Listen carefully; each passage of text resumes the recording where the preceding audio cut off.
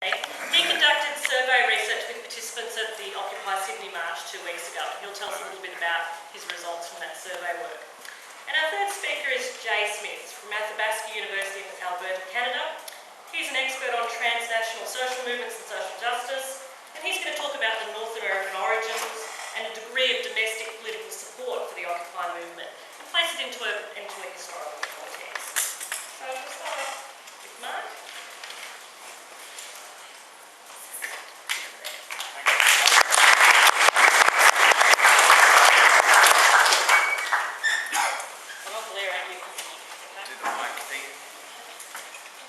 Thanks for the introduction and welcome everyone along.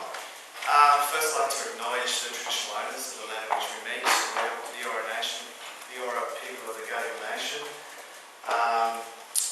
We know that our original inhabitants of this continent are well and truly represented in the bottom 10% socioeconomically.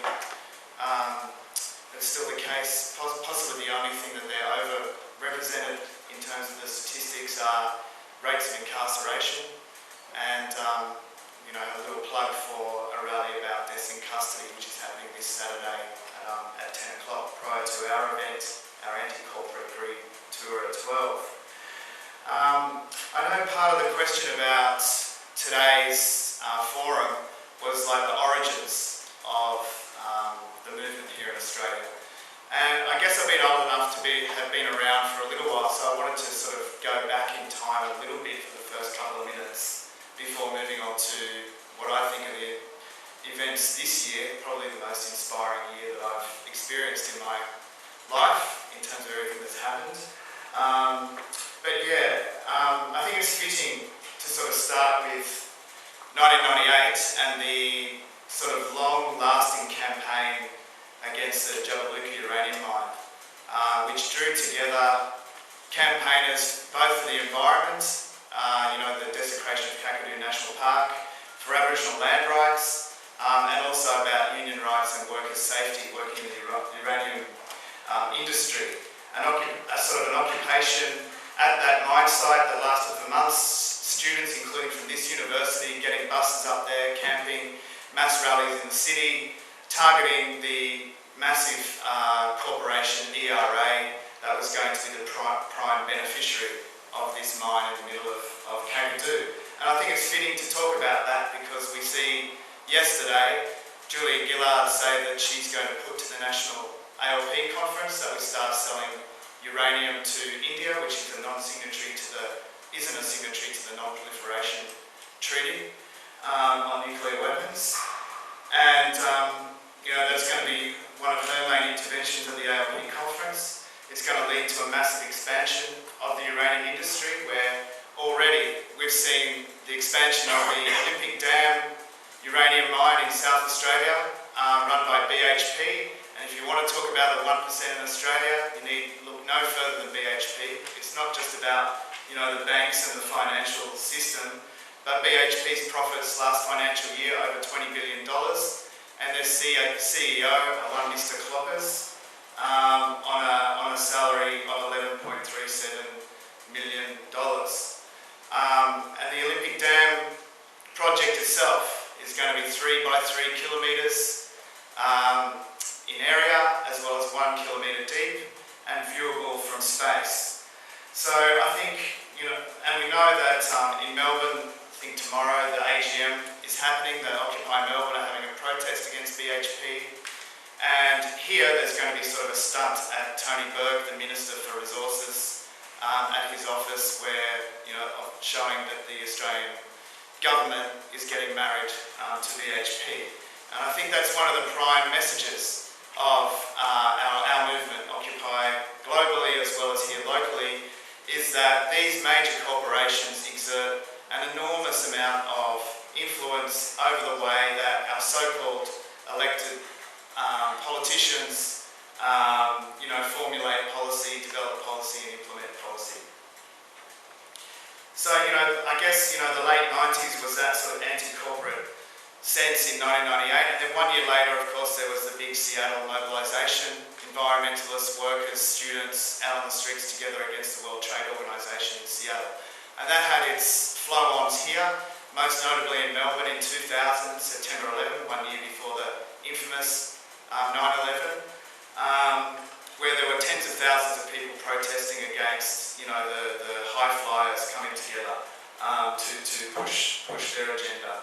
We also had mass mobilisations for May 1st for a couple of years, one of which was at the former corporate headquarters of the company that ran the detention centres for refugees, Australian Correctional Management, now it's Serco, and another profiteering company making money off the misery of people being detained under our outrageous mandatory detention policy.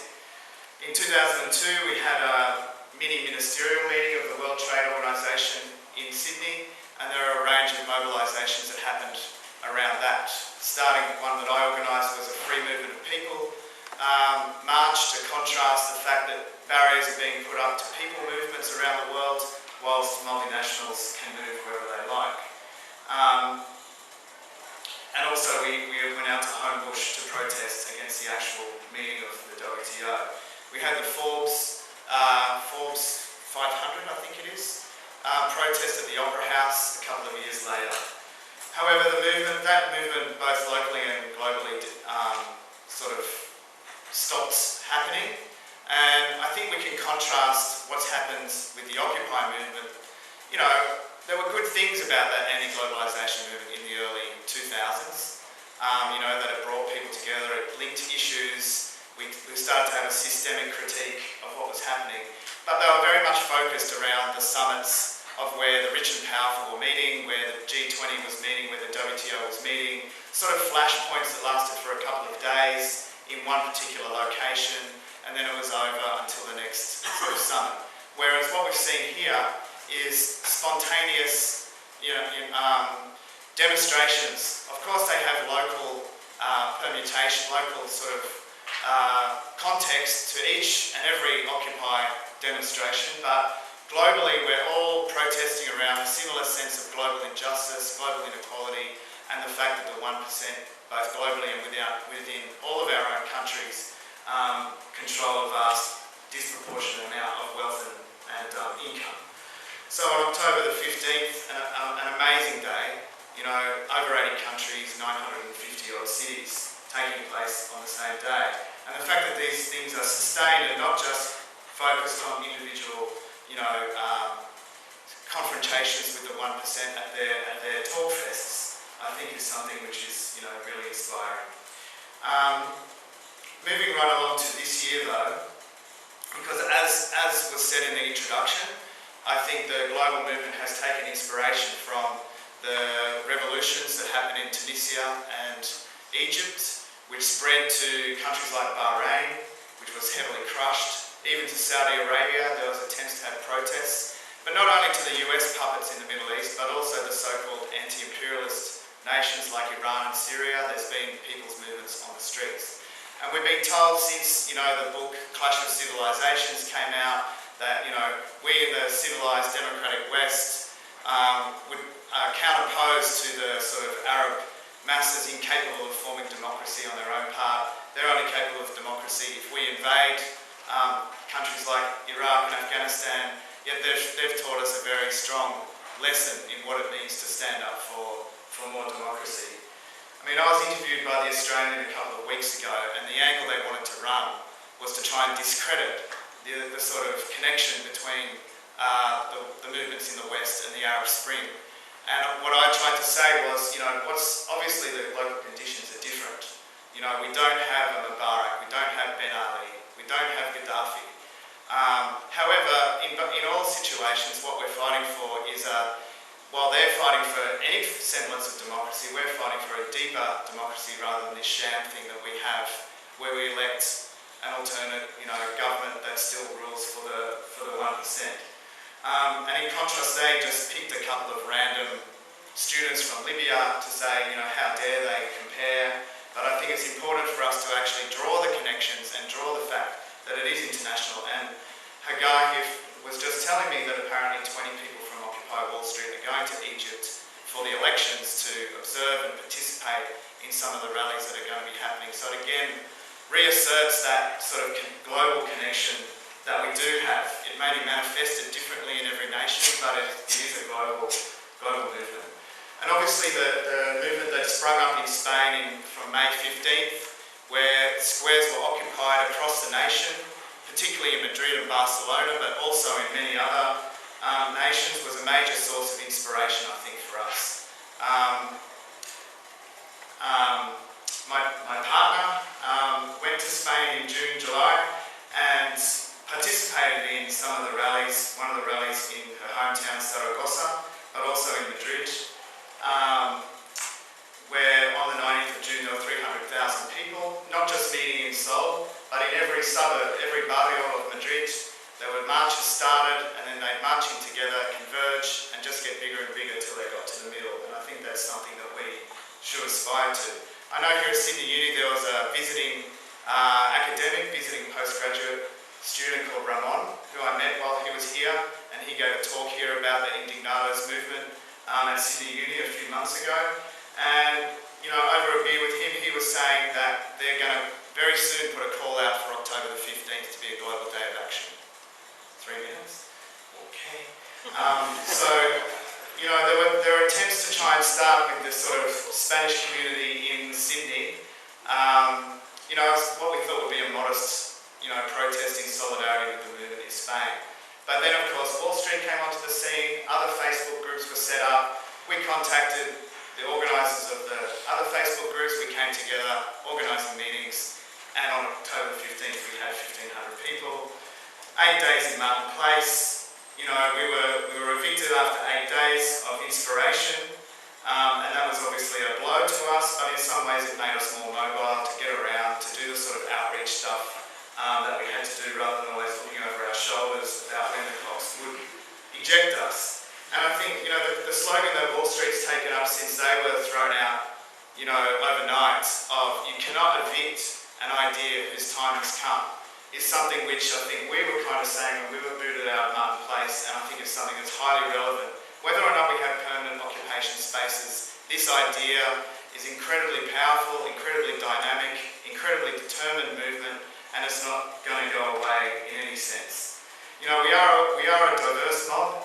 We all come from, you know, different sort of political backgrounds. We've had different priorities in terms of what we've campaigned about in the past. I personally am involved in a socialist organisation, involved in refugee campaigning. And, you know, there are sometimes some differences and some tensions about decision-making processes. Should we have absolute consensus? Should we strive for consensus, but if we can't reach it, have some kind of, you know, 2/3 or 3/4 majority to make our decisions? However, despite some of those disagreements, I think we have achieved a lot in a very small space of time. And, you know, the movement isn't going to go away. We've got a number of events. There's some leaflets were handed out on the way in about both this Saturday and next Tuesday. And I'm sure we're going to be responding to the global call for another international day of action. I know it's been endorsed by London, I think Spain and a few other places already for the 10th of December. Then the 17th of December is the anniversary of the guy in Tunisia who set himself on fire, that triggered the whole thing. And then we've got the anniversaries of Egypt next January and everything. So, you know, there's no sign at all that this movement is going to go away. And if there are people here who are new, who haven't been involved already, I can see a lot of familiar faces here, but also some unfamiliar faces, and come and talk to us about how you can get involved, how you can support the movement, and how we can broaden our support and our reach. So I'll wind up there. Thanks.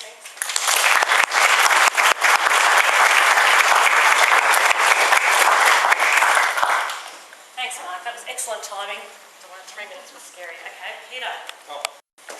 Thank you very much. I'm glad to be here. I guess what I'm talking about is from a more academic perspective, and I'm just going to report really on the research that Stuart Jackson and I did on the 5th of September about looking at the composition of the movement in Sydney as an attempt to get a handle on the Occupy movement in Australia.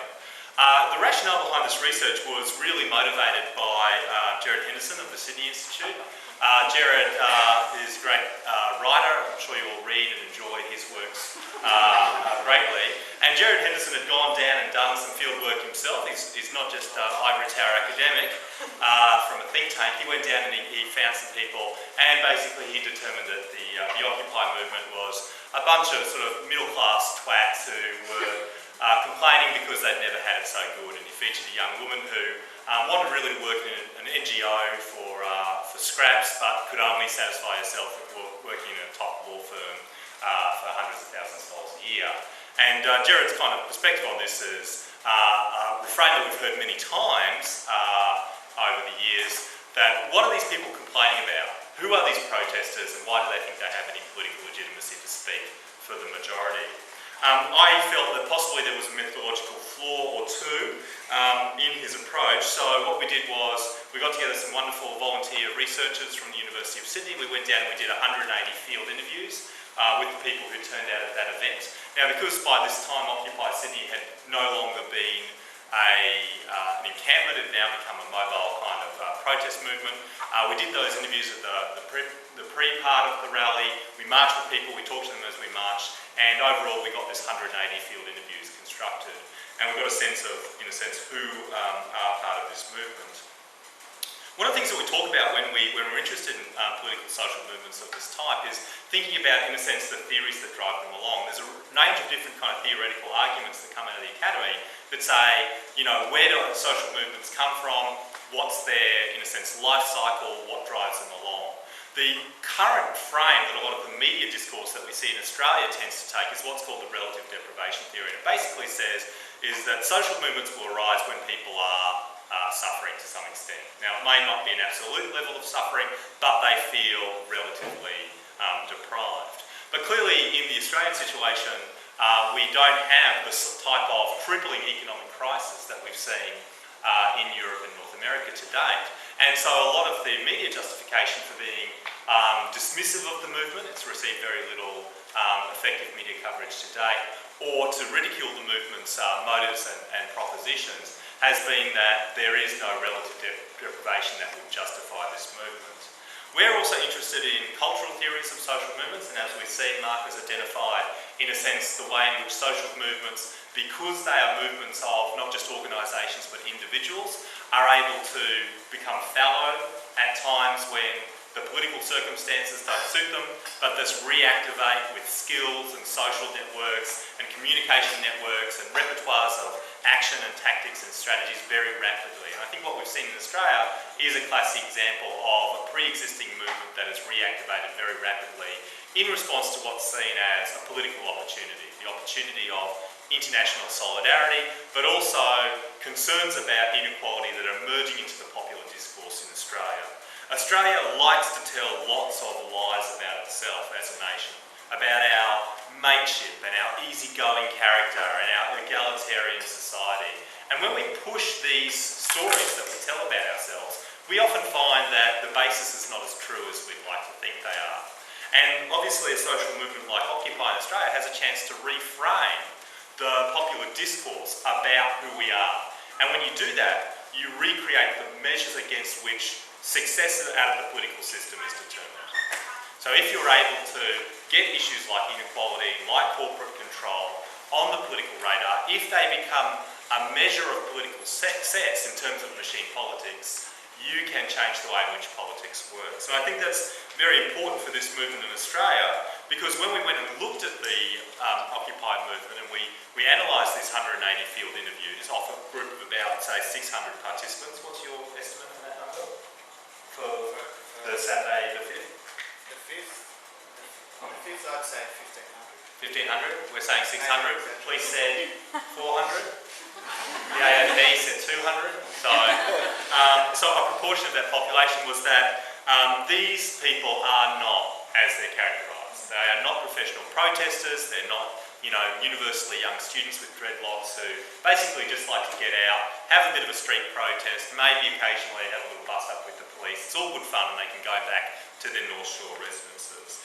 The participants at the Occupy rally themselves, they were much older on average. They were on average 39 years of age. The youngest person we talked to was 14, the oldest was 63. 83. 83, sorry.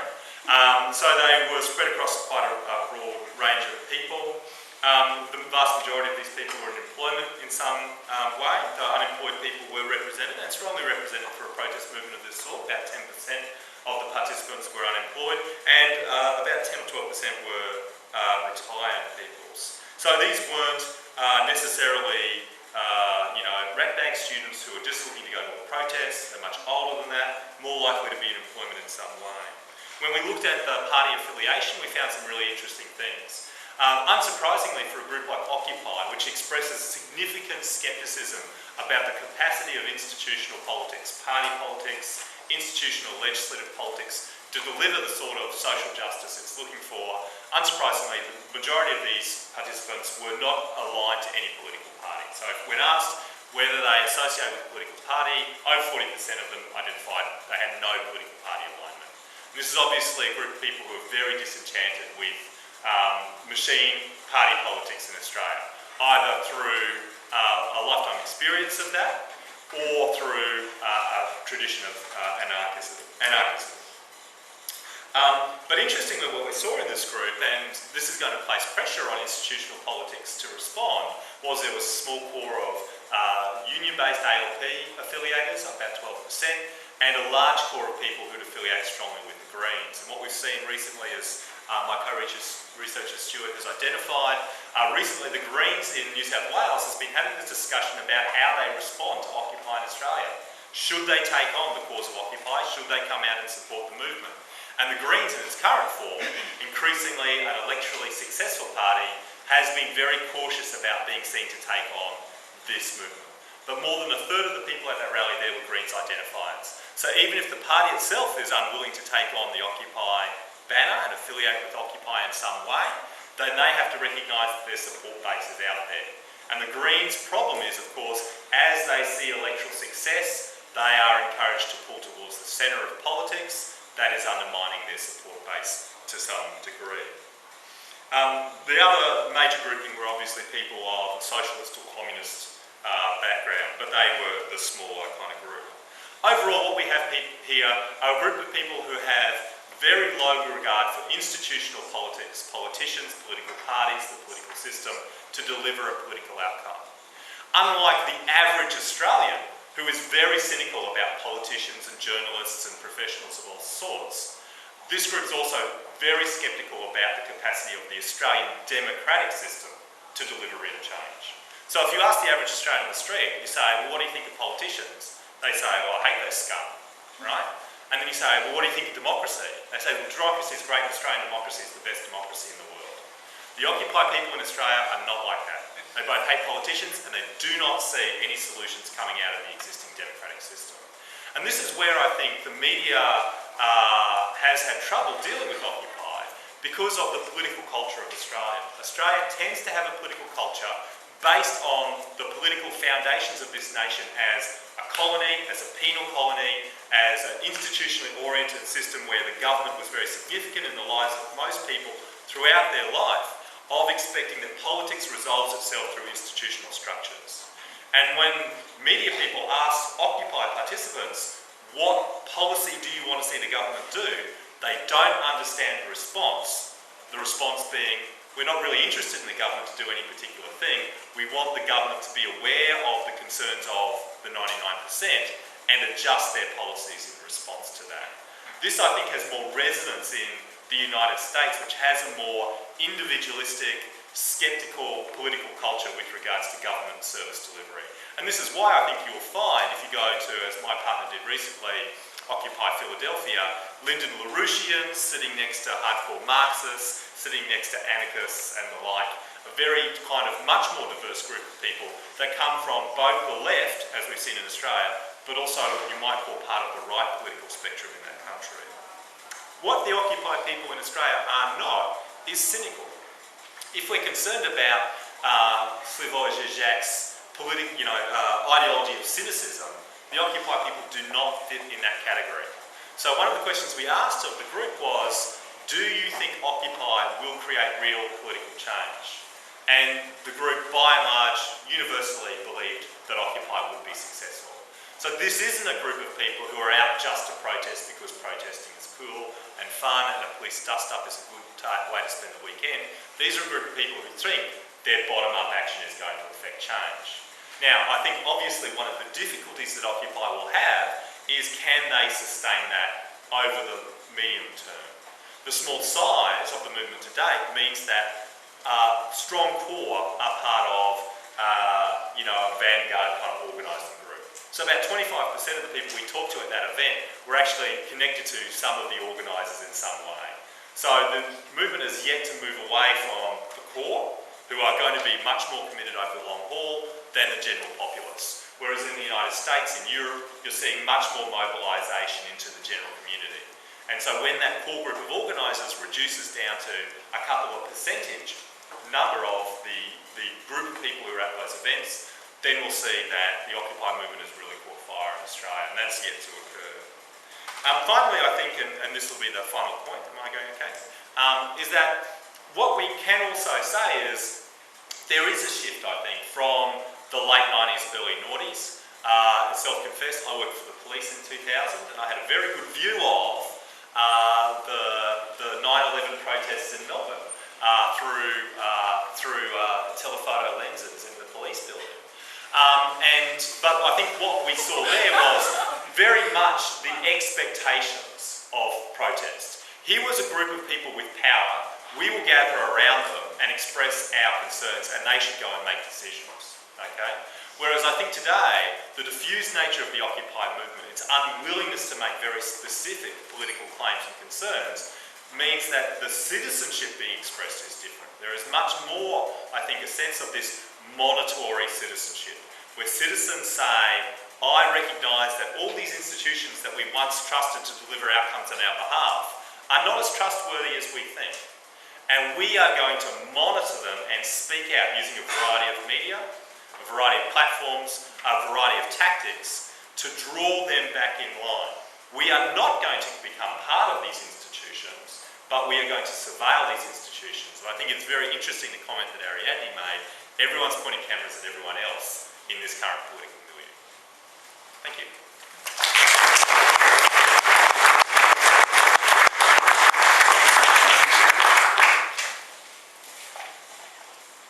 Peter. Our third speaker is Jay, who's going to put it more in a broader context. Thanks, Peter, for inviting me here tonight.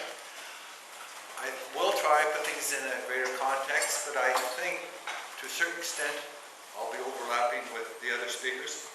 And in terms of presentation, I noticed when I went on to the various Occupy sites, most people that spoke had a prepared script, so I didn't want to let the site down. I have a bit of a prepared script that I'll refer to. I have to say that my perspective is not one of a disinterested academic. I think I'm a committed academic to what is occurring today. And here I think just a phrase from a judge, Louis Brandeis, from the U.S. Supreme Court. I think framed up our choices that we have here today. And it really is a moment for choosing.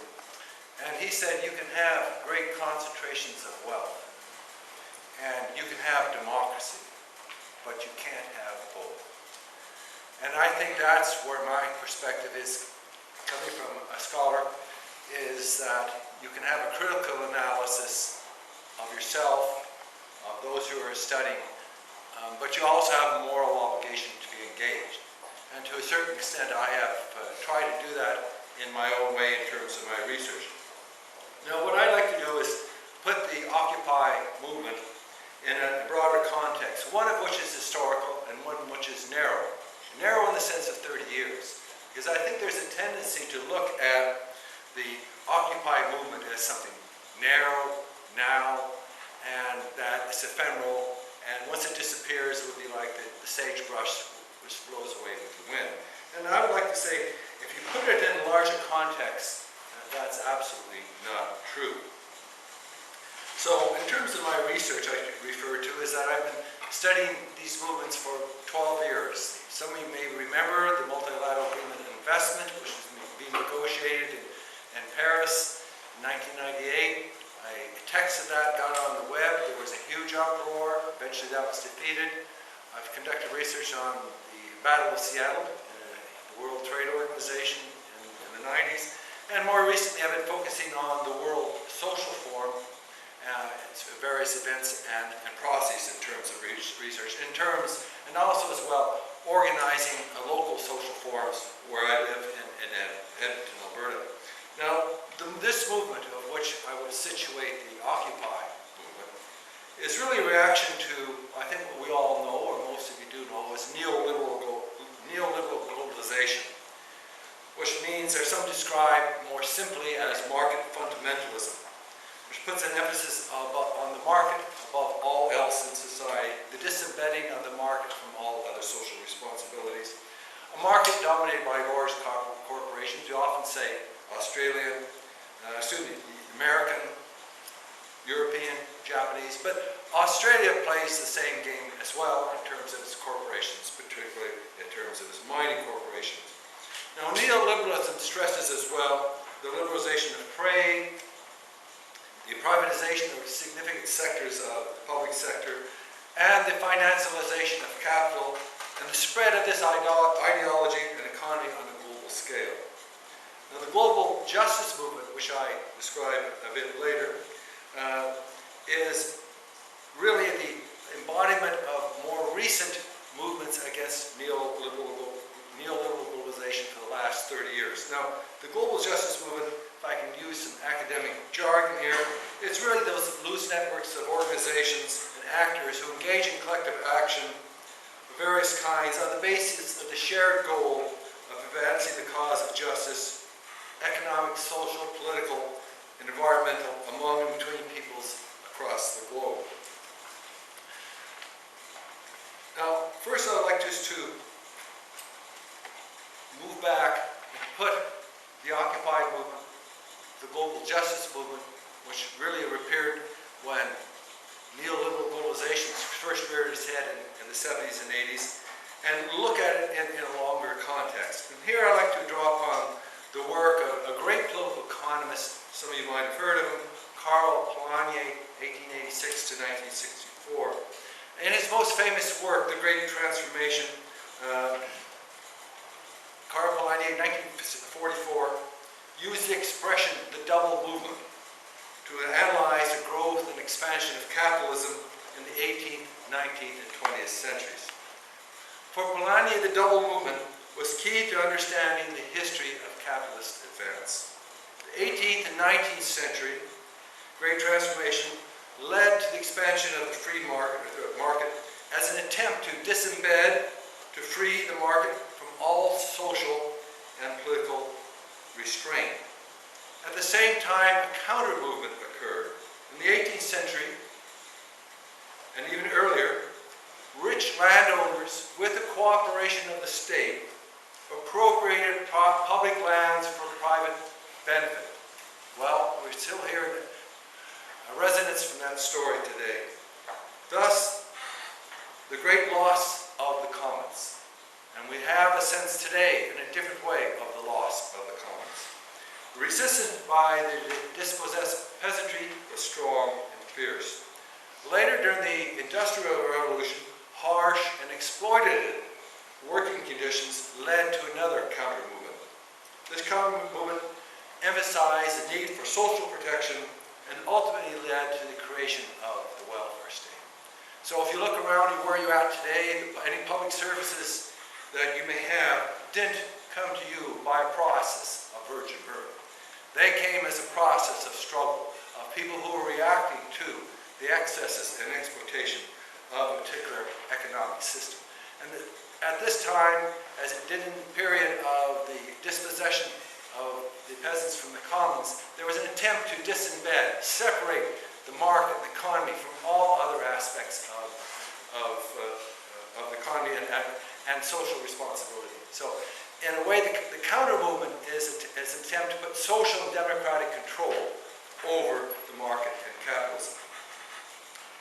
So I put emphasis on this discussion because I think there's an emphasis on the Occupy movement as something that's here and now. But I think it's just been one part of a series of counter movements to the excesses of a capitalist system.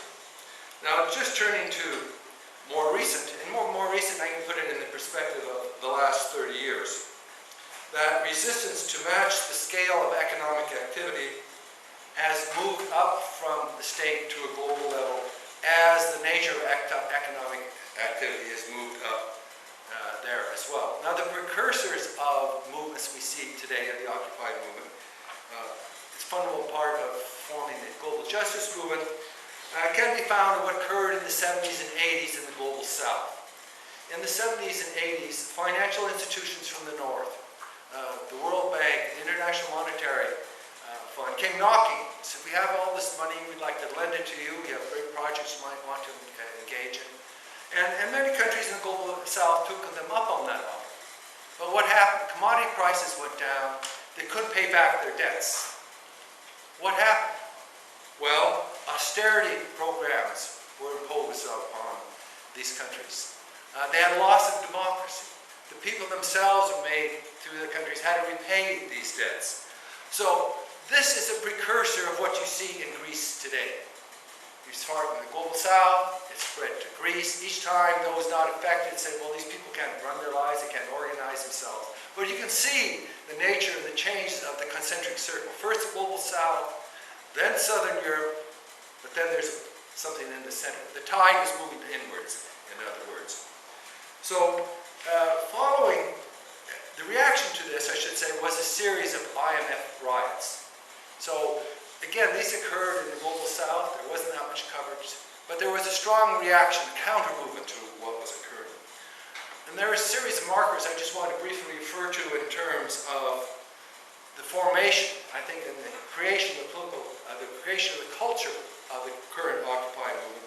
And the first is that the Zapatista uprising in 1994. The Zapatista uprising occurred upon the signing of the North American Free Trade Agreement. The Zapatistas feared, and these were the Indians of Chiapas in southern Mexico, that with the signing of this free trade agreement, that heavily subsidized U.S. corn, inferior corn, yellow corn, would saturate the Mexican market, and they would drive out their good white corn, and many of them would be dispossessed. In fact, this, to a large extent, has come true.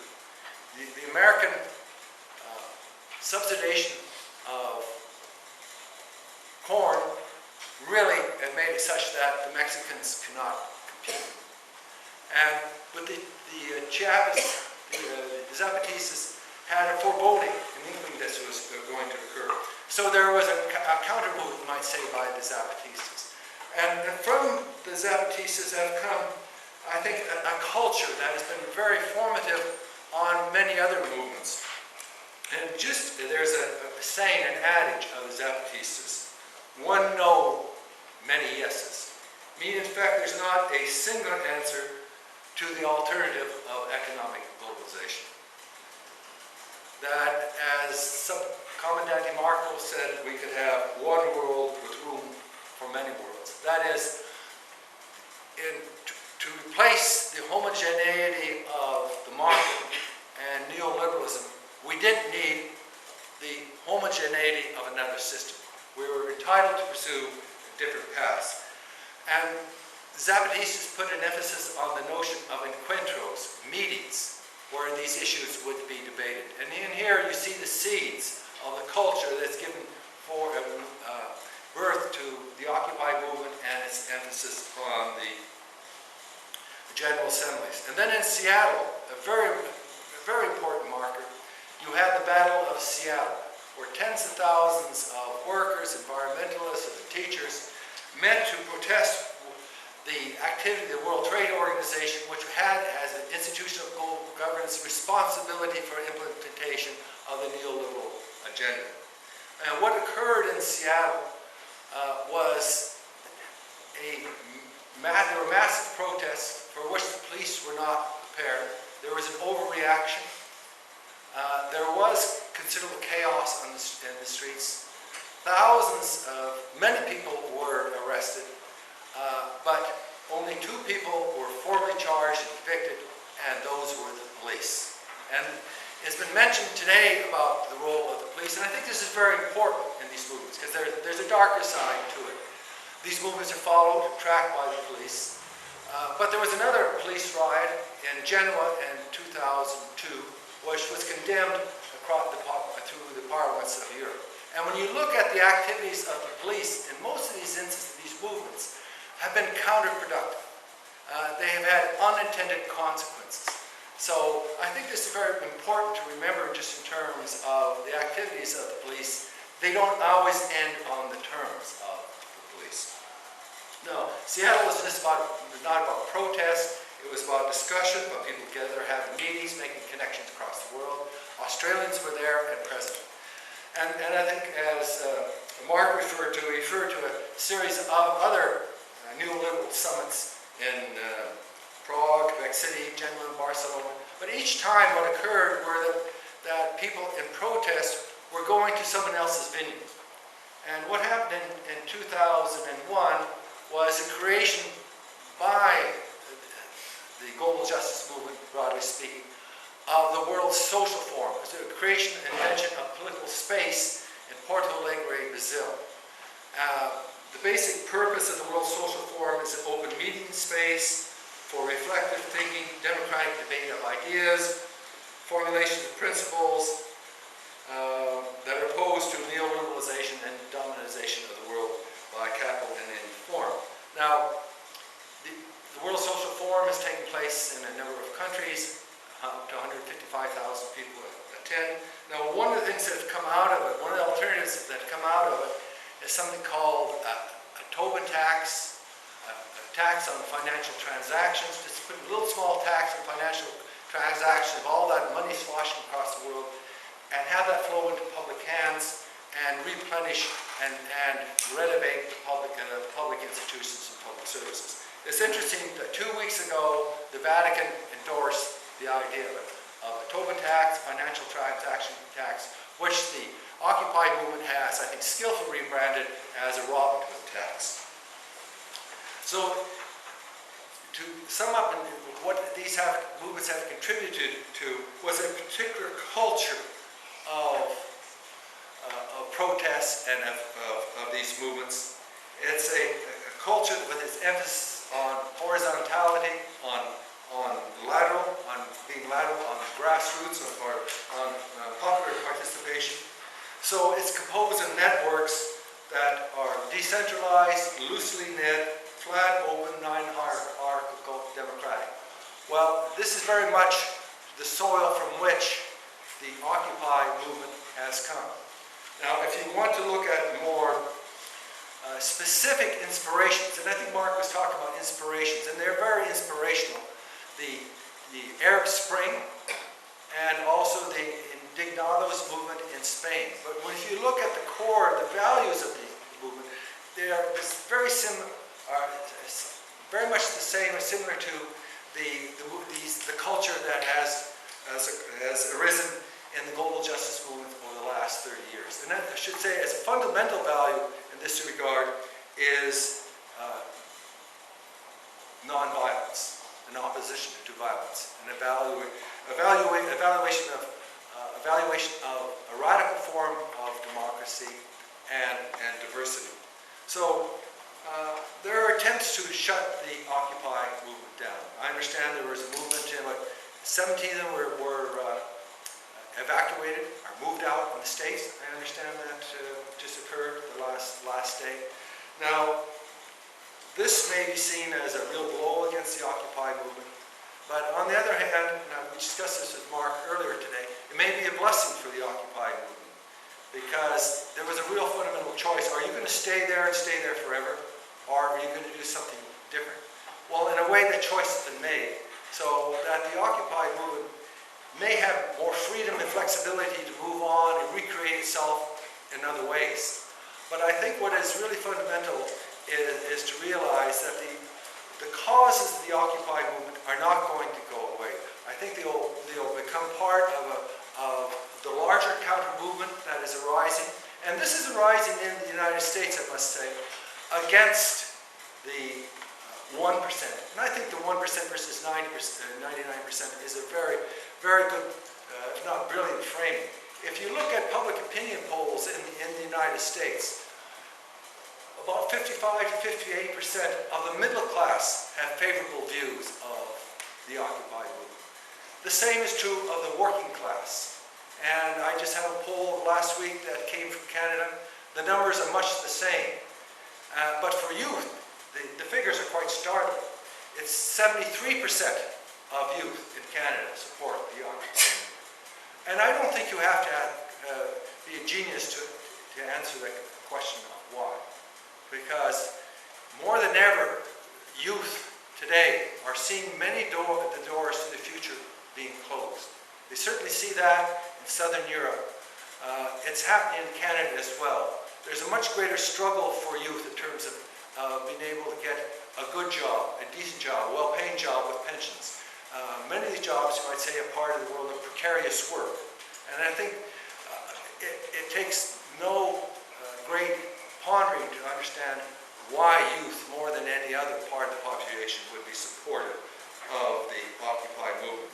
If I might, I'd just like to end with a couple of quotes. The first comes from Mayor Gerard Tremblay, the Mayor of Montreal, speaking just a few days ago on this Canadian broadcast system about the Occupy movement. He says the following: Montreal has always been a different city. Like other major cities, we have poverty, we have homeless people, which we didn't used to have not long ago. And we have a lot of citizens that are fed up with the status quo. And they're saying very clearly it is possible to change things. We are willing to spend time to show the world that we care. The leaders of states in 1948 signed a Declaration of Human Rights. Everybody wants equality and liberty, which are two of the values in that important charter. But they forgot there's another value, which is fraternity. Or you prefer brotherhood and sisterhood or solidarity. That is what is being expressed today. We're fortunate to have some young people that are here in Montreal who are saying loud and clear what a lot of people think individually. So long as the place is secure, that we have peace, public peace for me, we're going to monitor it every day, every hour. We'll give an opportunity for people that want to express their frustrations to do it. I think Montreal needs to show the world that we have 120 communities of different origin, and we can live in peace. It's because we have two fundamental values. The first is human dignity, and the second is social justice. And I'd like to end with a quote from Gandhi. Peter used the word ridicule, and we've heard this quite often. So I think Gandhi is an appropriate way to end. And he said the following: first they ignore you, then they ridicule you, then they fight you, and then you know.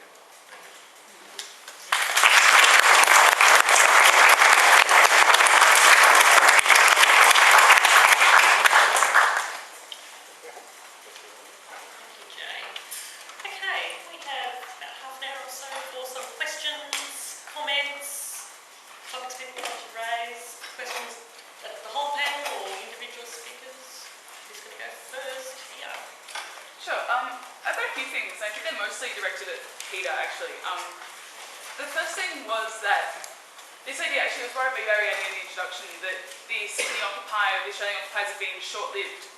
And I think this perception comes from the idea that, like, the first eviction, the eviction of the first occupation happened after 8 days, and that, like, last Saturday we didn't, like, reoccupy in Hyde Park, but maybe you're not aware, but, like, today's actually the 9th day of the reoccupation of Martin Place. Like, I was there last night with over 20 other people. Along with that, we've had like a lot of other big events. Last weekend on Saturday, we had a free school in Hyde Park where there were 6 different workshops held and almost 100 people attended. Tomorrow we start attending court for people's court dates. Like there's a whole lot of events going on. So I think the idea that it's short-lived, like yesterday was the month-long anniversary, so this is definitely a misperception. The second one, this is to do with the survey. My next two questions to do with the survey. In the survey, and I did it with someone, and you use the word organisers. And in my view, and a lot of other people I think at Occupy, like the use of the term organisers doesn't really describe what people do or how people see themselves. And I said this to the person when they were taking the survey, and they said to me that quite a few other people had echoed this view and said that they don't see themselves as organisers, they see themselves as participants. We've talked about this in General Assemblies and between each other, and the only way I think we'd use the word organisers is to say everyone's organiser. Like anyone who turned up that Saturday, anyone who turns up at all is an organiser of Occupy Sydney. I think that's a reflection of like our collective decision-making process where we use consensus so everyone does have an equal stake in the process. So my first question is about whether the academic discourse around social movements has the language or the frameworks to understand what Occupy is doing. Seeing as like in the same way as the media, like some of the research and some of the comments from academics have, I think, quite misrepresented what the structures and what Occupy is actually about, specifically in Sydney but also internationally. My second question is about the demographic results. And I was really surprised by a lot of things you said, like partly about the age thing, but mostly about the large presence of Greens and ALP members, which I personally haven't experienced when I've been speaking to a lot of the people at Occupy over my involvement there. And I think this is distortion maybe in the demographics. It's probably because of the day and the event that the survey was taken at. Like, and I think if you'd taken a survey or like done a survey at 2 a.m. perhaps the next morning when we were at Hyde Park dealing with police, or if you've done a survey at Free School or at any of the General Assemblies that continue to happen 3 times a week, then you get a very different view of like who's in Occupy and what and those demographic results. So my second question is, are you going to do more research to perhaps correct that distortion or continue to like learn more about Occupy, like as it continues to evolve? Will there be more research and will they be done at a range of different events and not just at those sort of rallies? Yeah, okay, that's good. Well, I guess there's 4 points I'd probably address there, and I don't disagree necessarily with them. The first is, yeah, I mean, short-lived is not the term. I mean, there have been encampments that have been short-lived at times and broken up. I don't think that's necessarily problematic, and I haven't implied that the movement's been broken up. I think actually the repertoire switching from encampments to building occupations is a better one, because in a sense, one of the difficulties that Occupy in Australia has is talking about inequality. Now, when the very first time, it's obviously a video something up like that. We'll still have it in a second. This is almost over. The very first time I went to the United States, I got off the plane, I got in the taxi, I got downtown, this was in San Francisco, and I got out of the taxi and the first thing I saw was a disabled veteran sleeping on the street in his wheelchair, right? So in the United States, when you talk about inequality, right, people live with that sort of thing. In Australia, we have inequality. We also have homelessness and these sort of things. But in Sydney, shifting from the encampments to the building occupations is a way to draw those issues back to something that's very tangible. Housing, it's been a debate that's been going on. So I don't see, in a sense, the short-lived nature of some of the encampments as problematic. And this is obviously part of the broader movements. The organisers thing, I think that's a really good point. It's hard to find language for that, obviously. We asked, are you part of a group that has organised this event today in our survey instrument? Obviously, because at that point, Occupy was not camped, we were looking to do interviews on the street. I think that feeds into your next question, which is about research. To be honest, it's very difficult to do research on things that happen very quickly in academia, because I should write a grant application and apply for ethics approval and get some peer review done. So if you guys could just keep going for a year, that's very well done. But I think the point you make about can the academy deal with it? I think Jay would agree that the notion of mostly network-based social movements, the academy has a literature on. Okay, the repertoire switching, we have a literature on that. I think the interesting things are in a sense, the media use stuff, the notion of citizenship, we're talking about these. But you guys behave and we'll look at it, and if there's something new under the sun, we'll respond with a new theory. That's usually the way it works. Except for Jay, who's obviously an activist, so he'll come up with a new theory and then you guys will pick it up. In terms of the distortion, obviously I think there's difference between the core group and all the people at that event. We certainly know through that faulty question of are you part of an organising group, possibly we can cite that out, and certainly, yeah, we think that some of those people will disappear. ALP members were only about 12% though. The biggest group were people who didn't identify with any political party at all, that's over 40%. The second were Greens. And this is not members, obviously this is identifiers. The vast majority of people in Australia, unlike in the United States and Canada, are not members of political parties to begin with. So those questions are very difficult, but for hit and run research, I think we did okay. But we're definitely going to write all of these comments into our research limitations. I'd just like to add one comment if I may. There is a generation of scholars, younger scholars, who are very much participants in the movement. I mean, Sears Committee. I know many of them. They're engaged. And so there's a sense of perspective from the inside, ethnographic research, participant observation. It's not a perfect answer, but it is, I think, a very good complement for research that is survey research, which is very valuable. But I think you also have to have the perspective of those who are engaged in part of it as well, and being critical as well. So I think that's one other way that you can perhaps cross that bridge into a different perspective on the movement.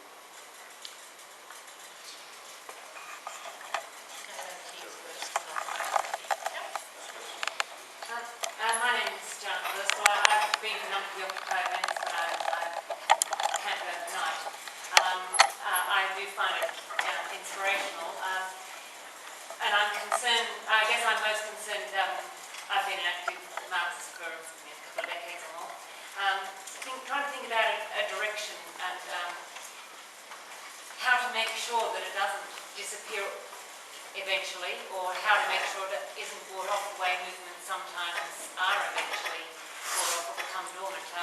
It has, I think, has enormous anti-capitalist potential. The target that's identified is often corporate rather than capitalism per se. And I think it's a bit caught in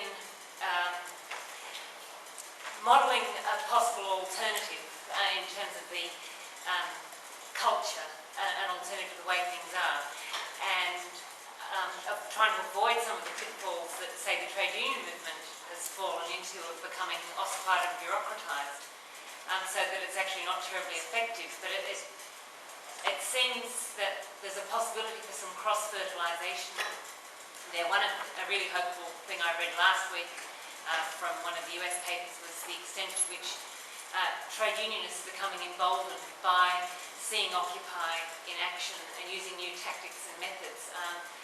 I think that's a prospect that I think Occupy in Australia has been trying to encourage by supporting Qantas workers, supporting the workers of the chicken factory in Victoria and Lilydale, MUA, trying to build links, but at the moment they're all at sort of the higher level rather than becoming organic links to workers actually trying to fight here. Partly that's also on any large scale trying to get a response. But it's also that Occupy isn't specifically identifying capitalism but more corporations. So I think these are all issues that are going to need to be teased out. And the other thing I think is worth looking at is Michael Albert's report from, he recently toured Spain and Greece, and what he was finding was reported there that the encampments had actually shrunk a lot more recently because there's only so long that can go on. It's not that people stopped supporting the idea and the goals, but that it needed something new to do. And I think we can sort of build protests, but I think how do we go on to a next stage? And I'm wondering whether anybody has any thoughts based on your understanding of social movements and their evolution. How do you go from making a lot of noise and maybe forcing some politicians to act a bit differently to actually winning something? And what would be good things to win? Jim Stanford did a really good talk at Occupy in Toronto, I think, on he went from token tax to regulation to nationalise the banks, basically.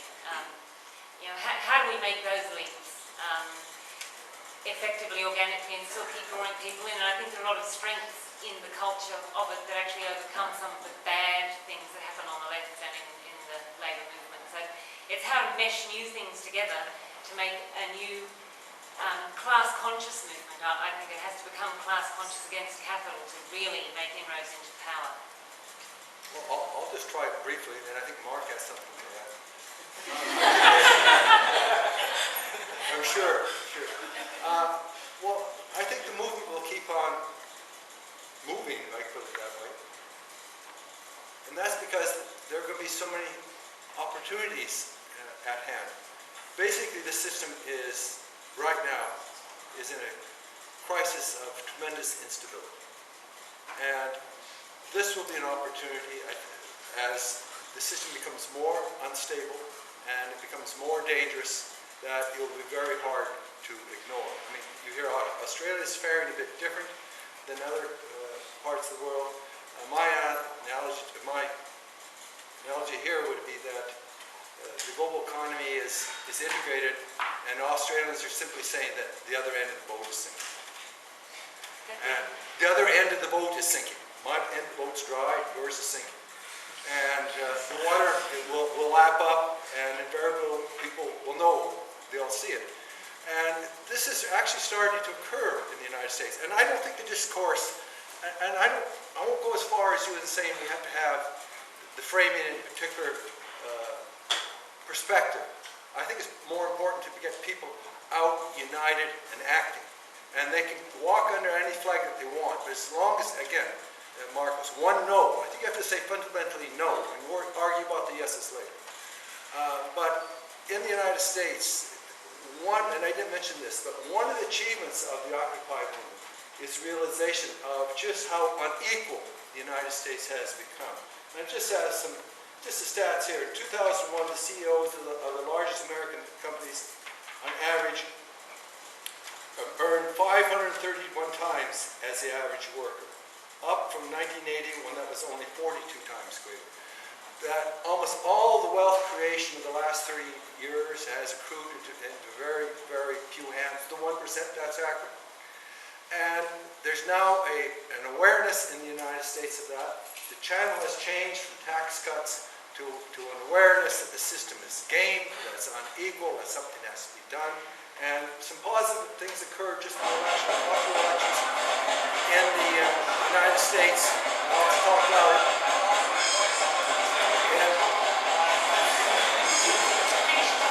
And 2 weeks ago, workers in the state of Ohio, many other social movements got together to defeat a very harsh piece of legislation which stripped workers of the right to organize. That legislation was defeated in a referendum by 63% of the people in Ohio by a huge margin. And state after state after state, where the conservative right wing had overreached with regard to women, whether the right to vote, whether for gays and for lesbians, for a host of other targets of the right, all their harsh measures were defeated. And so that's something, that's a very important statement. But the other part of this, and I'll just end here, is there's a realization you have to connect these movements to political institutions. You always, in the end, have to connect your movement to some set of order or political institutions in terms of decision making. So I see what's occurring in the United States as hopeful that we might be having a change in direction in terms of public discourse. And I think that is really, really important. Mark? There's so many hands. I think we've spoken about. Yeah. Well, I was just going to start by saying, I'm proud of being involved in Occupy for, since the start. Just how absolutely fantastic and inspirational it was, and it has been, and is still. I've been involved in different political campaigns for a few years, but just I've never been, in a space I think like that first General Assembly where to have 1,000 people sitting there talking about, just, generally what is going on in the world. How is it that there's so much scarcity amidst so much abundance? Why is the world, more unequal than it ever has been before? Like, why is this sort of inequality in Australia? And really drawing inspiration, I think, from the change from the movements in the Arab world and in Europe about that actually we can come together and we can say something about this. And that was so inspirational. I think that was really captured in the first night where, a good few hundred people stood up to the police and said, actually, we're going to stay here, we're going to stand our ground, we're going to make our point, we're going to make sure that it's heard. But I do think that this is a really fantastic discussion and an opportunity to have a discussion about where to for the movement now, because I do think it is facing, I think, some difficult questions. I think it is true that, and it's important to acknowledge that the situation in Australia is different to where the movements have sprung up in a massive way. There's not the 45% youth unemployment that there is in Spain that are going to see, many youth flooding into the squares and making it a really, really strong occupation. But I also think in saying that it's important to realise, I think that there are some things that we can still do in Australia that we can still I think capture the enormous sentiment. The fact that the second rally was actually bigger than the first, I was surprised at, and I think we can actually draw confidence from that there is still potential to engage with political issues around Australia. But I guess I sort of agree with what the last speaker over here said, that I think it's very important to not see the occupation in and of itself as the answer, but rather the occupation as part of what we are doing, and connecting the radicalism, I think, of the occupation that exists in Martin Place with the struggles that actually people are involved in Australia, whether it's the struggle of public sector workers at the moment against Barry O'Farrell, whether it's the struggle against the scapegoating of refugees, the struggle for action on climate change. We want the radicalism and Occupy, I think, to connect them and to push them and pull them forward, and that I think will be the real strength. And so I guess I sort of disagree a little bit, Emma, I think, with what you were saying towards the end. I don't think what we want to do is there's the hardcore of Occupy and then there's the Labor and the Green supporters over here. I actually think the Labor and Green supporters, they are part of the 99%. They have an interest in connecting with us and connecting with what we're doing in the square. And so I think that we want to continue to use that radicalism, but absolutely connect it with the day-to-day struggles that people are facing at the moment in Australia. Thank you, Temper. There's a comment, so I want to say in a non-patronising tone. Sorry. Okay, so orange shirt. Oh, Yeah. that's me. Yeah. Sorry. I just wanted to say thank you for the research that you did conduct. Myself and my two housemates here were three of the people who did get interviewed, and we do identify maybe or have voted for the Greens or Labor in the past. You might actually be surprised This is a safe at space. just how many Labor and Greens people there are actually in Occupy Megaton. Possibly, I think for me, the number one question that I get that seems to drive the apathy and frustration of people who do not want to be involved or seem to just want to try and argue you out of existence is, why do you need to occupy a space, and why is that important at all? And that seems to be the number one thing that I come up against, and one of the hardest things to articulate without people actually being there and being present in occupying a space. So I always try to say you have to come at it in a sense of participation rather than observation to be able to get anything out of it. But that's the number one challenge for me. Yeah, I mean, one of the interesting things from those interviews was there was a small small group of people who were actually motivated by police overreactions in the past, and the issue had become one of democratic participation.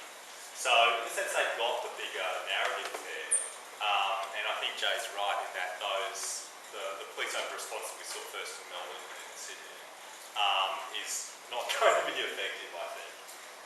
It won't be the police that suppress this in Australia. Blacktop? I've got a question about the potential longevity and general support of the Occupy movement here in Sydney and in Australia in general. I have a friend who's a law student, an Indigenous law student in Sydney, and she took issue with the name Occupy Sydney because she said that Sydney's been occupied for more than 200 years. And I mean, I've been reading a bit about something called the decolonial term in Latin America, which basically says that all of the state and corporate power structures in the modern world are inherently and inextricably tied to colonialism. And that's certainly the case in Australia. And I'm wondering if the support for the Occupy Sydney or Melbourne or whatever movement in Australia might be stymied a little bit by the general lack of comfort, I think, that the socially aware segment of the Australian population feel by the fact that they kind of also are, their entire existence in this country is predicated on old colonial structures. So I'm wondering how much of a problem that might be. I mean, to paraphrase Bill Hicks, it's the message generally is go back to Sleep Australia, where free to do as we tell you, you're free to do as we tell you. And I'm wondering if that's going to be a problem in catalysing support, that sense of post-colonial guilt. I don't know. I think the terminology Occupy, many of us involved, many of us as participants, are all too conscious of the connotations of Occupy for the original inhabitants of Sydney and Australia. But I think the effort that we've put in to make sure that there are Aboriginal speakers on the platform of every demonstration that we've called, to sort of make the political link between, the fact that the government has had this Northern Territory intervention going on for 4 years, subjecting Aboriginal people to this income management and now trying to spread it to Bankstown, and then, again linking it up to the specific campaign like Freya was saying, in Bankstown there's a movement that unites the migrant resource centres, the Arab Council, as well as the local Aboriginal elders in opposition to this spreading of income management. So I think, whatever sort of surface concerns people might have about the term Occupy, I think can be quite easily overridden by what we do in practice and what we show in terms of our practical solidarity with Aboriginal people. It's always a risk. I think those issues are also shared by North America and Canada. The United States, a country which is so, obsessively concerned with issues of race, and yet so very rarely talks about its Indigenous people. And Australia's history with regards to the treatment of Indigenous people is, of course, appalling. But one of the advantages is at least we have a conversation about it. And I think through groups like ANTAR, we've seen how non-Indigenous Australians can also say, no, I have a stake in reconciliation or decolonisation because we're here now and we, recognise the problems of the past. But I don't think for the general public, to be frank, I think most Australians give a shit about Indigenous people. And I think the intervention itself shows that. Following on the back of the Little Children of Sacred report and the Bring Your Home report, these two reports that should have invoked, the most sympathetic response to Indigenous people, what do the Australian governments do? They go and introduce policies that are totally unreconstructed, total replays of colonial era, paternalism. So even when we hear these stories, you have parliamentarians tearing at their hair and crying in Parliament how upset they are to find out about what governments have done in the past. And they turn around and their fucking response is, we're going to income manage it. And now they're talking about how if your kids don't show up to school, we'll cut your income altogether. Oh, that's a brilliant fucking story.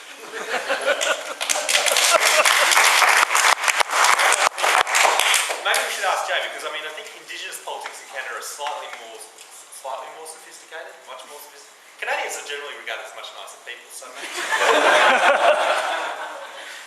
Well, I mean, Canada has its own history of occupation, colonialism, imperialism, and occupation. That is true.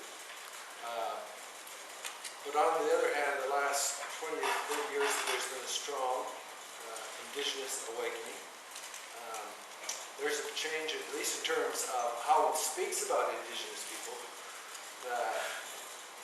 that one must take care and caution what one says publicly. When I travel other parts of the world, or travel the United States, there's no holding back in how people speak about them.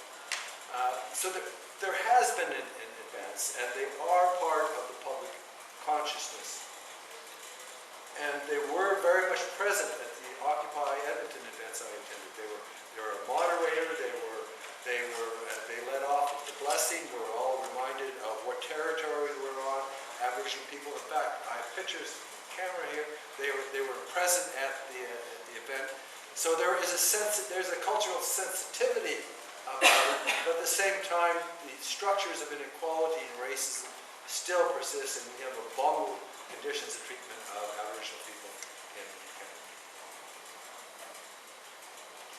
A few more comments. Over here. I'm curious, are there concrete measures this movement wants to achieve, or is just a manifestation of frustration on the side? Are there concrete goals that everyone wants to Yeah, someone wants carbon tax, someone wants gay marriage. What does this movement want to be fixed, to be done? I think we've got extremely, ambitious goals. Maybe there's not consensus over the exact specifics. I know in Spain they have drawn up 8 demands. There's resistance, I think, in Sydney to us actually formulating specific demands, but in Spain they have them. And I don't think it's hurt the movement in Spain. But I think what unites us is that the level of inequality that we see both at the national and the global level is completely unsustainable. And we need a fundamental overhaul of the way the system is structured. Right. The system is broken. The system is broken. It can't go on in the same way. And, obviously we have to debate how we can overhaul this, how we can transform this, how we can bring the 1% down to size. Got my own ideas about how we need to orient to that.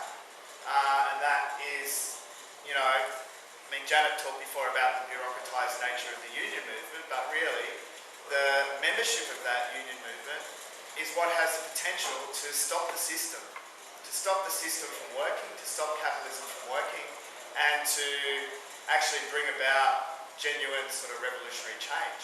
We're a long way from that. But, that's what I think we need to be trying to plant the seeds towards in what we do on a day-to-day basis, in how we relate to Qantas schools, in how we try and spread our connections with the Maritime Union to other unions. Like we've tried with the Teachers Union. We've got 4 or 5 local associations who've endorsed Occupy, but our own leadership are a bit cautious about wanting to associate with what they see as a bit of a rabble.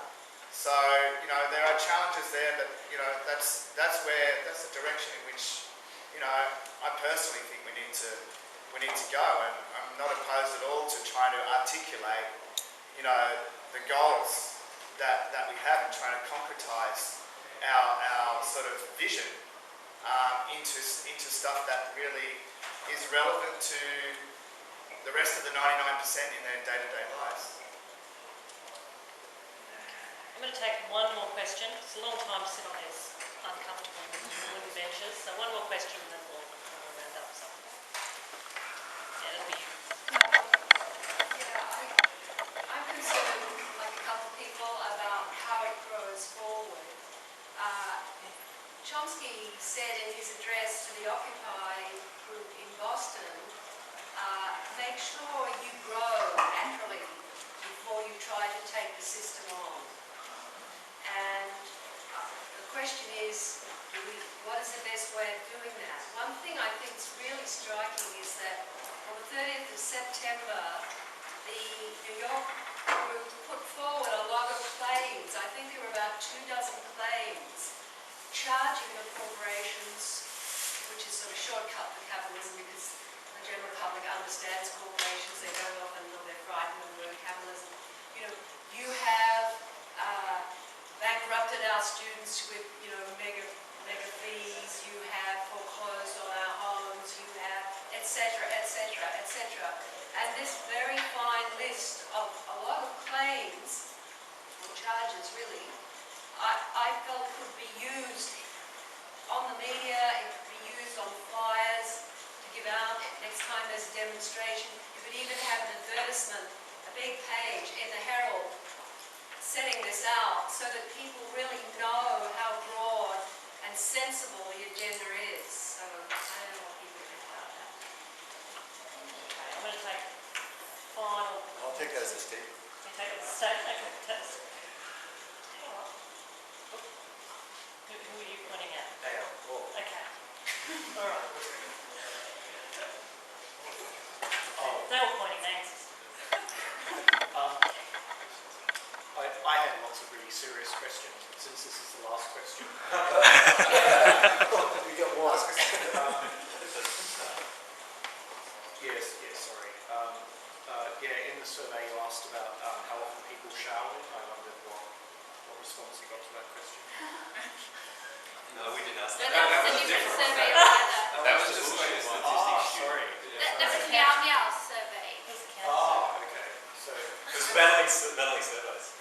We technically did do surveys, we did field interviews. Part of it was very structured, but we had open text areas too. But we didn't get that. What was the answer to your shower? It was Never actually shower. Never shower? I never Eight- shower. That's a powerful movement. 80% of us showered at least once a day, according to Meow Meow survey. Well, good for you. But